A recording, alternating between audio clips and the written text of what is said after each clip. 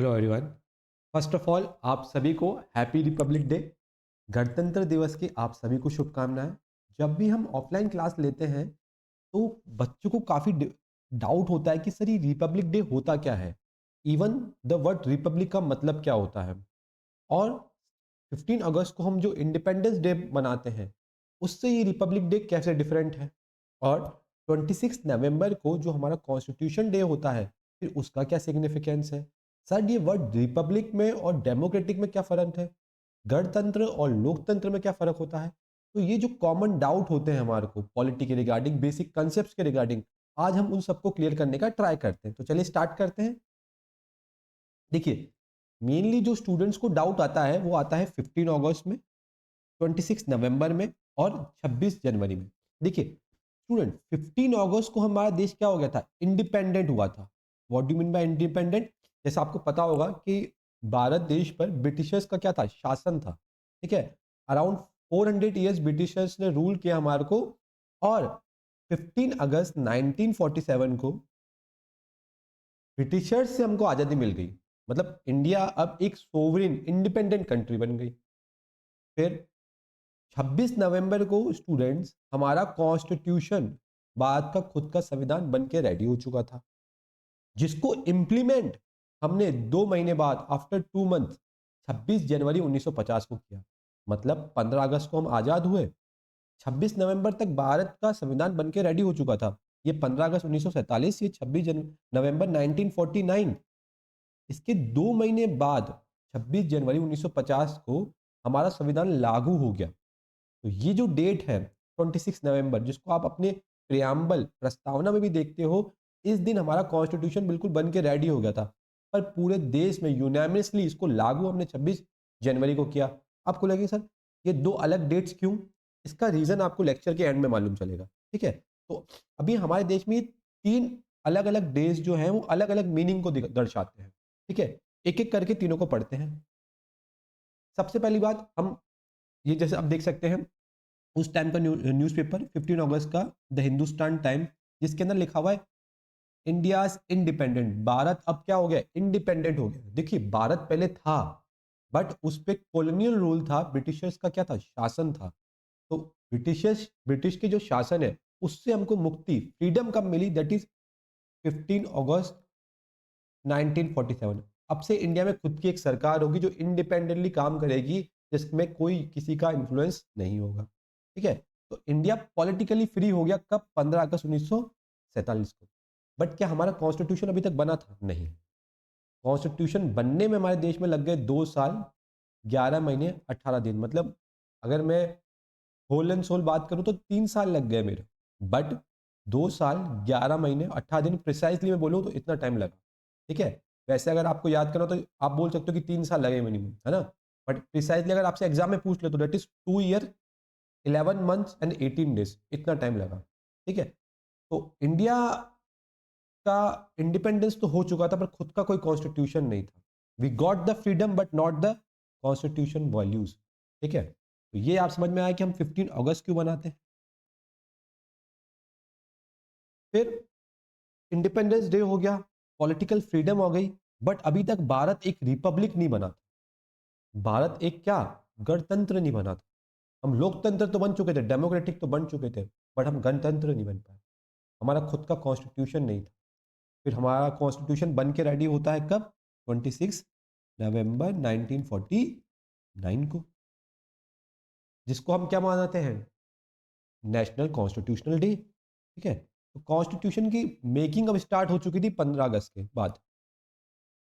ठीक है, एक्चुअली हुआ तो ये भी था कि 15 अगस्त अपन बोलते हैं, हम देश का, हमारा देश कब आजाद हुआ, 15 अगस्त 1947 में। आप जान के हैरान हो जाएंगे, हमारा कॉन्स्टिट्यूशन इससे पहले बनना स्टार्ट हो चुका था। हमारा कॉन्स्टिट्यूशन तो 1946 से ही बनना क्या हो चुका था, स्टार्ट हो चुका था। ठीक है, तो बिफोर इंडिपेंडेंस हमारी तैयारी हो चुकी थी कि हम खुद का क्या बनाए, एक संविधान बनाए। ठीक है, कॉन्स्टिट्यूशन की जरूरत क्यों है, क्योंकि कॉन्स्टिट्यूशन, अगर मैं बच्चों से बार बार पूछता हूँ कि why we need a constitution, हमको संविधान की जरूरत क्यों है, याद रखिएगा कॉन्स्टिट्यूशन जो है वो हमारे देश का क्या है, supreme law of the land है। इससे ऊपर कोई लॉ नहीं है।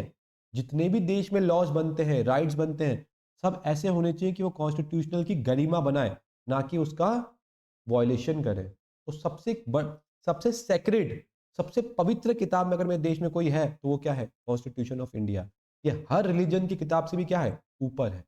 इसीलिए हम 26 नवंबर को क्या बनाते हैं? कॉन्स्टिट्यूशनल डे बनाते हैं। और इसीलिए 2 महीने बाद जब ये कॉन्स्टिट्यूशन जो बुक थी, जब ये देश में लागू हुई, कब लागू हुई? 26 जनवरी 1950 में। ठीक है, और ये 26 नवंबर 1949, इसमें ये कॉन्स्टिट्यूशन नाम की बुक बन के रेडी हो गई, और ये लागू देश में कब हुई? 26 जनवरी 1950 में। इस कॉन्स्टिट्यूशन के अंदर राइट्स, कि हमारे को क्या क्या राइट्स हैं, डीपीएसपी, दिशा निर्देश तत्व, ये सब लिखा हुआ था इस कॉन्स्टिट्यूशन में। अच्छा, कॉन्स्टिट्यूशन ऐसे थोड़ी कि सोचा और बना दिया, मैंने आपको बताया 2 ईयर 11 मंथ्स एंड 18 डेज लगे थे इसको बनने में। तो ये किस मिशन के अंतर्गत बना था? तो याद रखिएगा, एग्जाम में बार बार पूछा जाता है, कैबिनेट मिशन के अंतर्गत बना था। ये कैबिनेट मिशन कोई रॉकेट साइंस नहीं है। ब्रिटेन से 3 लोग आए थे, सर पैट्रिक लॉरेंस है ना, स्टीफन क्रिप्स, ये सब इन तीनों ने मिलकर क्या बनाया था? एक कमिटी प्लान बनाया था, जिसके थ्रू इन्होंने बोला कि भारत का क्या बनेगा? खुद का कॉन्स्टिट्यूशन बनेगा। अच्छा, इतने अच्छे लोग थे कि ये कि वहां से आए? नहीं। हुआ ये था बच्चों कि वर्ल्ड वॉर सेकंड चल रहा था, और ब्रिटिश की हालत और ब्रिटेन की हालत कभी सही नहीं थी, और ब्रिटेन को चाहिए इंडिया का सपोर्ट। तो ये कैबिनेट मिशन के अंतर्गत 3 लोग आते हैं और बोलते हैं कि भारत का हम कॉन्स्टिट्यूशन बनाएंगे, बदले में भारत के लोग हमको क्या करें? सपोर्ट करें। बाद में तो यूएस ने एंट्री ली, और जो वर्ल्ड हिस्ट्री में आप पढ़ते ही हो कि पूरा सिनेरियो ही चेंज हो गया। अच्छा, ये जो कॉन्स्टिट्यूशन असेंबली थी, असेंबली मतलब जैसे हमारे स्कूल्स में असेंबली होती है जहाँ पे हम प्रेयर करते हैं, नेशनल अपनी प्लेज बोलते हैं, एंथम बोलते हैं, सेम ये कॉन्स्टिट्यूशन असेंबली में भी क्या थे? बहुत सारे लोग थे। अब ये लोग आए कहाँ से कॉन्स्टिट्यूशन असेंबली में? कहाँ से आए ये लोग? देखो, इनमें से कुछ लोग तो क्या थे? इनडायरेक्ट इलेक्शन, अप्रत्यक्ष चुनाव से आए, मतलब लोगों ने डायरेक्ट वोट नहीं किया था। कुछ लोग जो थे, वो जो अब जब भारत बन रहा था तो उस टाइम तो प्रिंसली स्टेट्स भी थे, राजा लोग भी थे, तो राजा ने कुछ लोगों को क्या नॉमिनेट किया, अपने अपने स्टेट से दो दो लोगों को नॉमिनेट कर दिया। तो उस टाइम सर्वभौमिक मताधिकार नहीं था, मतलब नो एडल्ट फ्रेंचाइज। आज मेरे देश में अगर आपकी एज 18 ईयर्स हो जाती है, अंडर आर्टिकल 326 आप क्या दे सकते हो? वोट दे सकते हो। आर्टिकल 326 ये कहता है कि हमारे देश में क्या होगा? यूनिवर्सल एडल्ट फ्रेंचाइज होगा, मतलब मेरी एज अगर 18 हो गई तो मैं वोट दे सकता हूं। उस टाइम ऐसा नहीं था, हर किसी को वोट देने का अधिकार नहीं था। ये बात कब कर रहा हूं? जब कॉन्स्टिट्यूशन असेंबली बन रही है। जैसे ही कॉन्स्टिट्यूशन लागू हो गया, उसके तुरंत ही बाद में देश में अडल्ट फ्रेंचाइज आ गया था। पर उस टाइम वोट देने की जो एज थी वो कितनी थी? 21 थी। आप मुझे कमेंट बॉक्स में बताइएगा कि जो एज 21 से 18, ये कौन से कॉन्स्टिट्यूशनल अमेंडमेंट एक्ट से हुई है?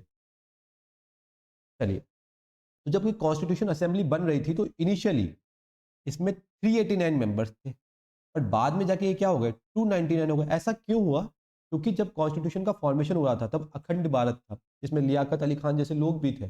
पर जैसे ही कॉन्स्टिट्यूशन का फॉर्मेशन हो रहा था तो भारत के भी क्या हुआ? पार्टीशन हुआ। उससे पाकिस्तान में वेस्ट पाकिस्तान और ईस्ट पाकिस्तान बना, जो आज का बांग्लादेश है ना? वेस्ट पाकिस्तान और ईस्ट पाकिस्तान बना। तो कुछ लोग वहाँ चले गए पाकिस्तान में। तो देखेंगे आप, लोग भी कम हो गए। 389 से हमारे लोग कहाँ तक पहुँच गए? 299 हो गए थे। पार्टीशन के बाद कुछ लोग वहाँ चले गए थे, पाकिस्तान में चले गए। तो जब कॉन्स्टिट्यूशन असेंबली स्टार्टिंग में बन रही थी तब उसमें 389, ये नंबर बड़ा इंपॉर्टेंट है। और पार्टीशन के बाद 1947 के बाद कितने रह गए? 299 रह गए। कैसे याद करोगे? भाई 300 लोग थे, उसमें से एक माइनस कर दो, दैट इज 299। सिंपल। अच्छा, ये कॉन्स्टिट्यूशन जब बन रहा था, कॉन्स्टिट्यूशन असेंबली थी, तो इसमें क्या थे? अलग अलग कमिटीज बनाई। अब सोचिए, कॉन्स्टिट्यूशन बनाना कितना बड़ा काम है, किसी एक आदमी को तो ये काम दे नहीं सकते। तो उसमें बड़े अलग अलग कमिटीज बनाई। जैसे मान लो आपके घर पे शादी है, तो आपका एक फ्रेंड क्या करेगा भाई? आपका एक फ्रेंड गेस्ट को टेक केयर करेगा, एक फ्रेंड जो होगा वो अपना इवेंट मैनेजर करेगा। तो हर किसी को अपन काम डिवाइड करके रखते हैं। वैसे ही कॉन्स्टिट्यूशन असेंबली के अंदर भी हमने अलग अलग काम डिवाइड कर दिए, और ये काम हमने अलग अलग कमिटीज को दिया, अलग अलग समिति को दिया। तो टोटल 22 कमिटीज थी उसमें, जिसमें से मैं बात करूं 8 ऐसी कमिटी थी जो मेजर थी, और जो आपकी 14 ऐसी कमिटी थी जो क्या थी? माइनर्स थी। याद रखिएगा, कॉन्स्टिट्यूशन असेंबली के जो चेयरमैन थे वो डॉक्टर डॉक्टर राजेंद्र प्रसाद थे। जो अध्यक्ष थे वो कौन थे? डॉक्टर राजेंद्र प्रसाद, ना कि डॉक्टर भीमराव अंबेडकर। तो फिर डॉक्टर भीमराव अंबेडकर कौन थे? वो जो कॉन्स्टिट्यूशन असेंबली में जो मेजर कमिटी थी, जिसमें सबसे इंपॉर्टेंट कमिटी थी, that is called drafting committee. Drafting committee मतलब क्या, मान लीजिए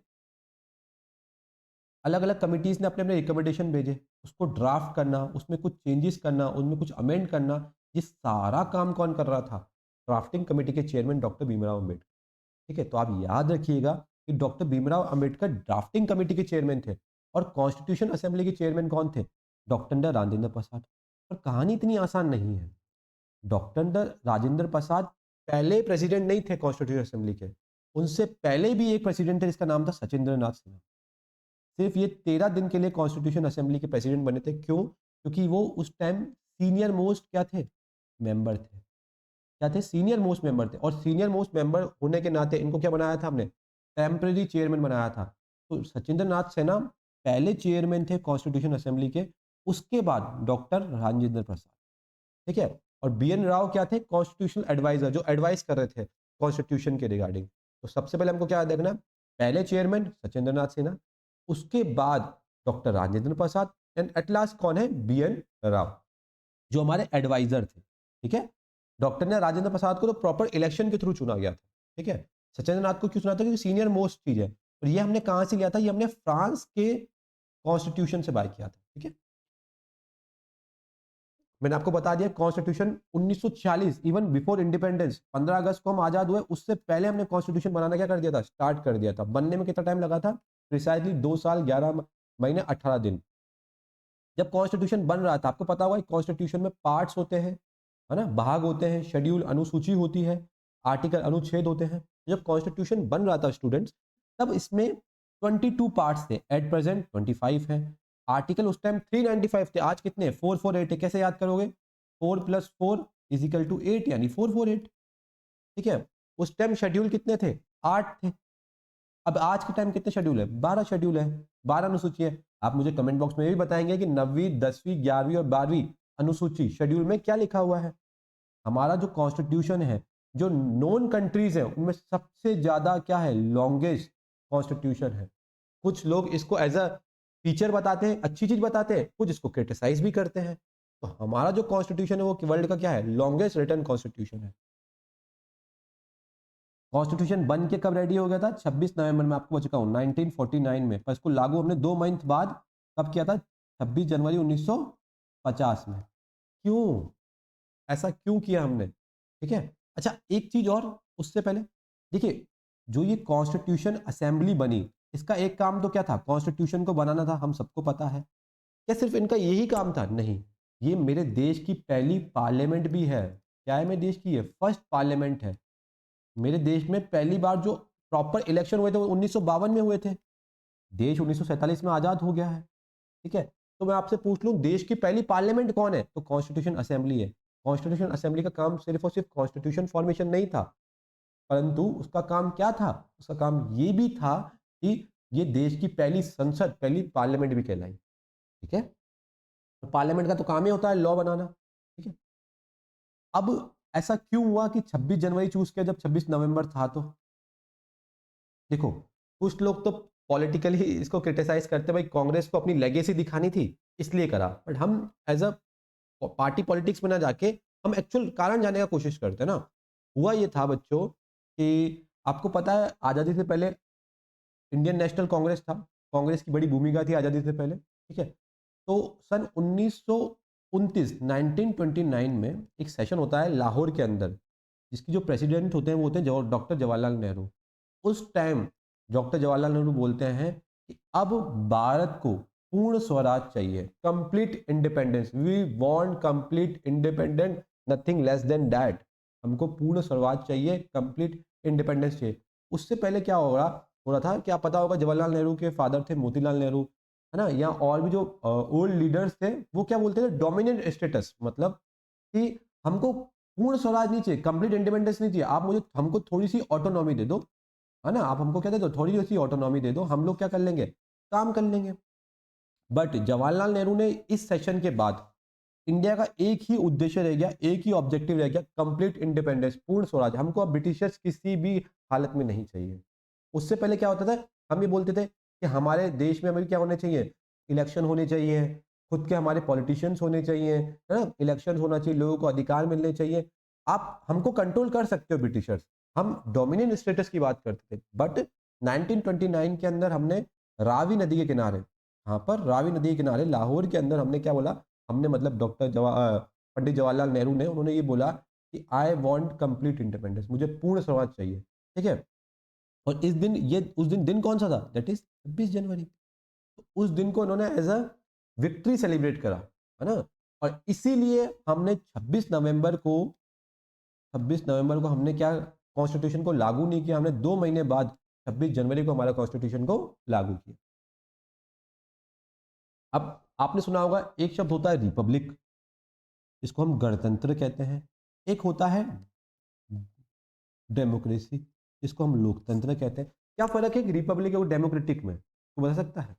रिपब्लिक वर्ड का मतलब होता है यहाँ पे जो हेड ऑफ द स्टेट है, जो सबसे बड़ी पोजीशन है भारत में, हेड ऑफ द स्टेट कौन है, राज्य का प्रमुख कौन है, हेड ऑफ द स्टेट राष्ट्रपति होता है।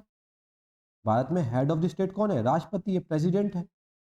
तो हमारे यहाँ पे जो हेड ऑफ द स्टेट है, प्रेसिडेंट, वो क्या होना चाहिए, चुन के आना चाहिए, उसका इलेक्शन होना चाहिए। हमारे पे देश में राष्ट्रपति का चुनाव होता है, और ये चुनाव कैसा होता है, अप्रत्यक्ष होता है, इनडायरेक्ट होता है। कैसा रहता है, इनडायरेक्ट रहता है, अप्रत्यक्ष चुनाव रहता है। वहीं मैं बात करूं जो ब्रिटेन जिसने हम पे शासन किया, वहां पे हेड ऑफ द स्टेट कौन होता है, वहां पे हेड ऑफ द स्टेट होता है किंग या फिर क्वीन, किंग या फिर क्वीन, वो वहां पे हेड ऑफ द स्टेट रहता है। तो क्या राजा और रानी चुन के आते हैं क्या, नहीं, ये तो हेरिडिटरी पोस्ट है, वंशानुगत है। राजा का बेटा राजा बनेगा, रानी की बेटी रानी बनेगी, तो that is the very clear, ठीक है। तो वहां पे जो हेड ऑफ द स्टेट है वो क्या होता है बच्चों, चुन के नहीं आता है। हेड ऑफ द स्टेट क्या होता है, चुन के नहीं होता, वंशानुगत होता है। बट भारत एक रिपब्लिक है, वहीं जिसने हम पे राज किया यूके, यूनाइटेड किंगडम, ब्रिटेन, वो रिपब्लिक नहीं है, डेमोक्रेटिक है। डेमोक्रेटिक वही जो आप बचपन से रटते आ रहे हैं, for the people, to the people, by the, लोकतंत्र क्या, जिसमें जनता के लिए, जनता द्वारा शासन हो, तो वो तो ब्रिटेन में भी होता है। बट वहां पे जो हेड ऑफ द स्टेट है, सबसे ऊंची जो पोस्ट है, वो कैसी है, वंशानुगत है ना, हेरिडेटरी है। बट मेरी कंट्री में जो हेड ऑफ द स्टेट है वो कैसा होता है, चुन के आता है। राष्ट्रपति कैसा होता है, इलेक्शन के थ्रू आता है। हाँ, वो इलेक्शन डायरेक्ट भी हो सकते हैं, इनडायरेक्ट भी हो सकते हैं। मेरे देश में कैसे है, इनडायरेक्ट है। तो head of the state India में कैसे है, इनडायरेक्ट है। और हेड ऑफ द स्टेट कैसे है, इलेक्टेड है। और इलेक्टेड में कैसे, इनडायरेक्ट इलेक्शन से आते हैं। इसलिए भारत एक क्या है, रिपब्लिक कंट्री है। इवन अमेरिका भी क्या है, एक रिपब्लिक कंट्री है, वहां पे भी जो प्रेसिडेंट है वो भी इलेक्ट होकर आते हैं। पर Britain is not a republic country, ठीक है। तो याद रखिएगा, एक बार क्विक रिकैप कर लेते हैं। 15 अगस्त हमको आज़ादी मिली, पॉलिटिकल फ्रीडम मिली। अब हमारे देश में चुनाव हो सकते हैं, हमारे पे किसी का दबाव नहीं रहेगा, हम इंडिपेंडेंटली काम करेंगे। 26 नवंबर को हमारा कॉन्स्टिट्यूशन बन चुका था, 26 जनवरी को हमने कॉन्स्टिट्यूशन को लागू कर दिया। तीनों में ये डिफरेंस है। हम रिपब्लिक डे के दिन क्या होता है, आपने देखा होगा, ये कर्तव्य पथ जो है ना न्यू दिल्ली के अंदर, वहां पे हम अपनी मिलिट्री स्ट्रेंथ दिखाते हैं, मिलिट्री परेड होती है, हम वेरियस कल्चर्स को दिखाते हैं, हर एक स्टेट का डिफरेंट कल्चर्स को प्रदर्शित करते हैं, हम टेक्नोलॉजी प्रोग्रेस दिखाते हैं, साथ ही साथ हम डिप्लोमेटिक पावर्स भी हमारी शो करते हैं, राजनीतिक शक्तियां भी प्रकट करते हैं। कैसे डिप्लोमेटिक पावर्स, जैसे इस बार भारत में as a chief guest republic day पे कौन आ रहा है, यूरोपियन यूनियन के लीडर्स आ रहे हैं। उर्सुला जो प्रेसिडेंट है यूरोपियन यूनियन की, और एंटोनियो कोस्टा, ये जो है प्रेसिडेंट ऑफ यूरोपियन काउंसिल, ये दोनों क्या आ रहे हैं, एक काउंसिल का वो है प्रेसिडेंट, और एक किसका है, कमीशन का है। मेनली जो हेड है वो कौन है, हमारी उर्सुला वॉन डेर लेनिन, ठीक है। ये आ रही है अपने कहाँ पे, इंडिया के अंदर एज अ चीफ गेस्ट। और आप जान के हैरान हो जाएंगे कि यूरोपियन यूनियन, ये 27 यूरोपीय देशों का क्या है, समूह है। ये इंडिया के साथ एफटीए फ्री ट्रेड एग्रीमेंट, अब बहुत बड़ी चीज हो रही है, होने वाला है। इसके बाद ना इंडिया के किसी प्रोडक्ट पे यूरोप में टैरिफ लगेगा, ना उनके किसी प्रोडक्ट पे हमारे देश में टैरिफ लगेगा। ये काफी बेनिफिट है। ये इसकी भारत और यूरोपियन यूनियन के बीच में एफटीए की बात जो चल रही है पिछले 5-6 सालों से चल रही है, बट फाइनली ये 2026 में होने वाला है। ये काफ़ी ऐतिहासिक पल है और काफ़ी हिस्टोरिकल मोमेंट है इंडिया के लिए। और मैं आपको बताऊं, आपको पता है यूएसए जो है उसके यूरोप के साथ अब संबंध अच्छे नहीं है। क्यों? क्योंकि यूएसए बोल रहा है कि मैं डेनमार्क को अपना 51वां राज्य बनाऊंगा, और डेनमार्क भी यूरोपियन यूनियन का पार्ट है, ठीक है। यूरोप के जो देश हैं वो अमेरिका से वैसे ही खफा है। तो यूरोप को भी एक नया मार्केट चाहिए इंडिया जैसा, जहां वो अपने प्रोडक्ट्स बेच सके। इंडिया को भी यूरोप जैसा मार्केट चाहिए, ठीक है। इवन इंडिया को यूरोप से क्लाइमेट चेंज के रिगार्डिंग काफ़ी हेल्प मिलती है। क्लाइमेट चेंज में यूरोपियन कंट्रीज ने बहुत अच्छा सा काम किया है। तो क्लाइमेट चेंज में यूरोप हमारी काफ़ी हेल्प कुछ कर सकता है, ठीक है। तो ये यूरोपियन यूनियन 27 देशों का समूह है। यहाँ पे अच्छा ये जो देश है इनकी खुद की करेंसी दैट इज़ यूरो। साथ ही साथ यहाँ पे ये इसके अंदर जो कंट्रीज़ आती हैं वो एक जैसे स्वीडन से आपको फ़िनलैंड जाना है या स्वीडन से आपको नॉर्वे जाना है, तो आप सिंगल पासपोर्ट से जा सकते हो। आपको वीज़ा लेने की कोई ज़रूरत नहीं, तो वीज़ा फ्री आप 27 कंट्री में ट्रैवल कर सकते हो। उस पासपोर्ट का नाम क्या है? Schengen passport. शेनेगन पासपोर्ट मतलब क्या होता है? ये यूरोपियन यूनियन का पासपोर्ट होता है। इसके थ्रू आप नीदरलैंड जा सकते हो, स्वीडन जा सकते हो, फ्रांस जा सकते हो, स्पेन जा सकते हो। आप ये जो कंट्रीज़ देख रहे हैं दैट इज़ आपकी यूरोपियन यूनियन कंट्रीज़। यहाँ आप एक ही करेंसी होती है, एक ही पासपोर्ट हो सकता है। पहले इसका पार्ट ब्रिटेन भी था, पर ब्रिटेन फिर क्या हो गया? ब्रिक्स एग्ज़िट हो गया। सुना होगा ना आपने, ब्रिटेन इससे एग्ज़िट हो गया। ब्रिटेन अब यूरोपियन यूनियन का पार्ट नहीं है। तो इंडिया एक साथ 27 कंट्रीज़ के साथ क्या करने वाला है? अच्छा अपने संबंध बनाने वाला है और यूरोप और भारत के बीच में क्या होंगे? बेटर रिलेशन हो जाएँगे। ये हमारी डिप्लोमेटिक स्ट्रेंथ को दिखाता है। बस एंड में ये करना चाहूँगा कि ऐसा नहीं था कि 15 अगस्त 1947 से पहले भारत था ही नहीं। भारत की जो सभ्यता है, सिविलाइजेशन है, वो हज़ारों लाखों साल पुराना है। इवन सबसे ओल्डेस्ट सिविलाइजेशन में से एक है, सबसे एडवांस सिविलाइजेशन में से एक है, सबसे मॉडर्न सिविलाइजेशन में है। बट फिर भी हम मानते हैं कि 15 अगस्त 1947 को हमको क्या मिला है? हमको इंडिपेंडेंस मिला है ब्रिटेन से, कॉलोनियल रूल से। इसका मतलब ये नहीं कि हम हमारा वजूद नहीं था। हमारा वजूद उन वेस्टर्न कंट्रीज़ से, एशियन कंट्रीज़ से बहुत पुराना है, ठीक है? इंडिया की जो एक्जिस्टेंस है वो अनमैचेबल है। हम वो देश हैं जो बिलीव करते हैं वासुदेव कुटुंबकम पे। हम वो देश हैं जो बिलीव करते हैं सबका साथ, सबका विकास में। हम वो देश हैं जो मानते हैं कि वन अर्थ, वन फैमिली। तो thank you so much everyone. If you like this video useful और informative, do hit the subscribe button. Thank you so much everyone.